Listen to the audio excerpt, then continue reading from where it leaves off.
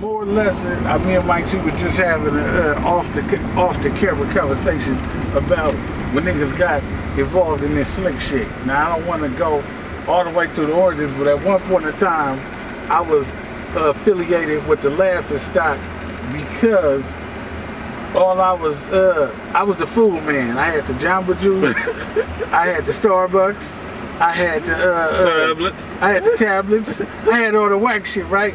But believe you me, I was making a good $1,000 a day. So I didn't, I wasn't with the wrist breaker crew, the niggas who was wearing pink socks and eating cereal and milk for breakfast, lunch, and dinner. I wasn't with them. I wasn't cool like that. You know what I mean? So I was just, I made my own lane, but it got better and better. And I got my first wrist breaker by way of John.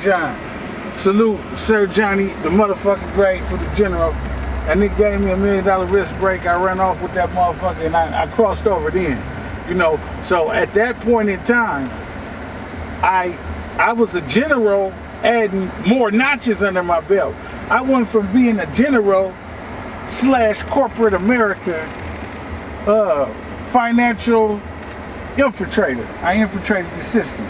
And this kind of game, they didn't really want people like us to ever have, but we kind of soared with that shit, But that's neither here nor there, because I've been flying straight ever since I came home in 2015, let the record reflect. And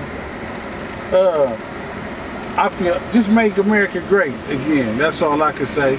Whether it's with Trump or whoever, just make sure we get this motherfucking money on the field. So, with that being said, what else I was talking about? I was talking, that being, I said I came home. Okay, I was telling Mike about how I came home. I said I came home, he was giving me $500 in the scrap. I know my lawyer costed about $20. Shout out to the mine. But I said, my young nigga hit me with a bin. My nigga gave me a bin.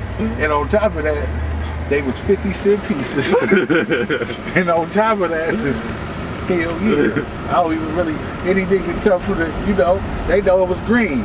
I ran with that motherfucker, Your gifts be a trip, because sometimes somebody can give you some big shit, and it really don't be big shit. And somebody can give you something as small as a bit of information, and it leads you in a better direction than the people you was doing weird shit to get a couple dollars for. But the most important thing is having integrity. Because if I jumped at everything, every play a motherfucker came around with, I would have been dead or up under somebody's jail. Like I came home, I turned down a lot of plays. And most of the reasons I was turning down the plays because I didn't want to go do that time no more. And I'm old school. If you get me and you got me, I'm taking the deal. Me and my lawyer be taking the deal. Oh, I'm supposed to be doing 30 and you want me to do 7? Can I do it today? But niggas don't do their time no more anyway. I couldn't commit crime with nobody I knew they was gonna tell on me, because I might as well leave you at the scene after we hit the lick, at the end of the day, nigga. But on another note, All American Shooter Part 2, dedicated to the life and times of the late great Lieutenant motherfucker Real. You dig? Real was my favorite homeboy to rap with, and it should be a no-brainer. Why? Because me and Real really did all the shit we was talking about in our raps. Not saying some of the other homeboys didn't, but like, we're in the book of good deeds when it comes to neighborhood.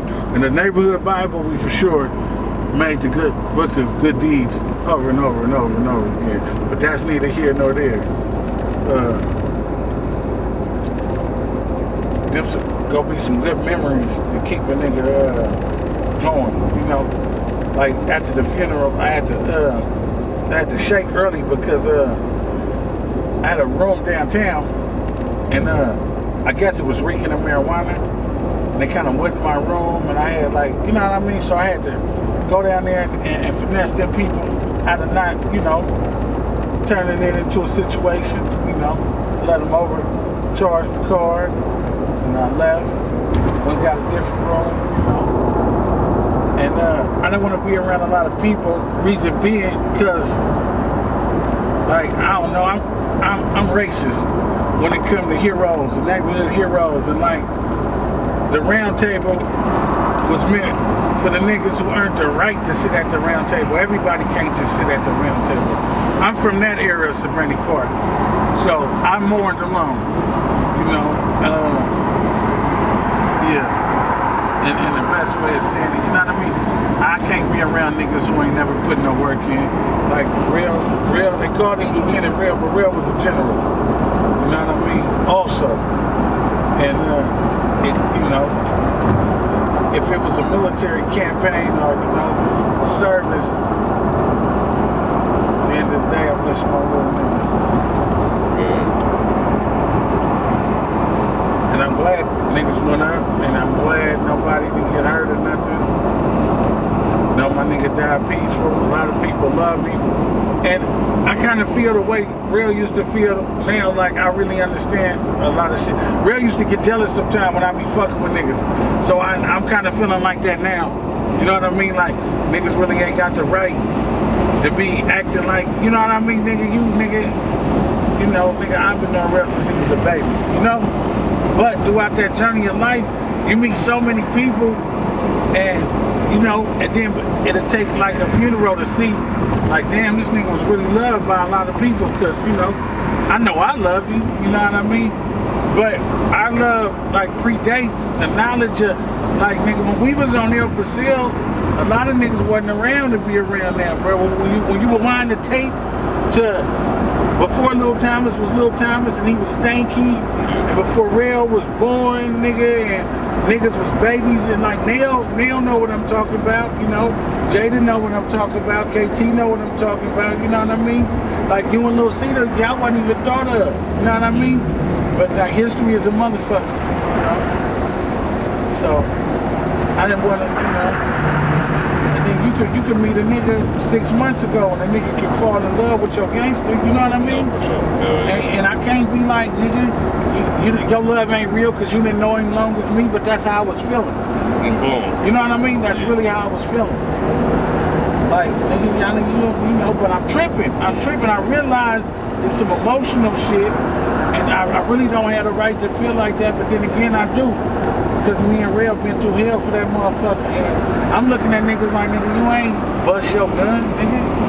Nigga, the Real was a Decker, rated, and honored soldier. You probably was hanging around because you was scared, nigga. You know? But yeah, like I was saying, they don't make gangsters like they used to. Grab a bite to eat real quick. Go ahead. Well, yeah. I was thinking about some nammies. I like the sound of that. Rest in peace, Lieutenant Real, man. I'm gonna play some more gangster shit. You know.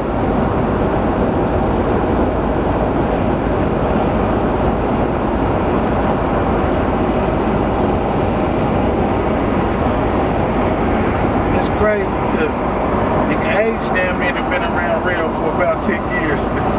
Just off this rap shit, nigga. Dig?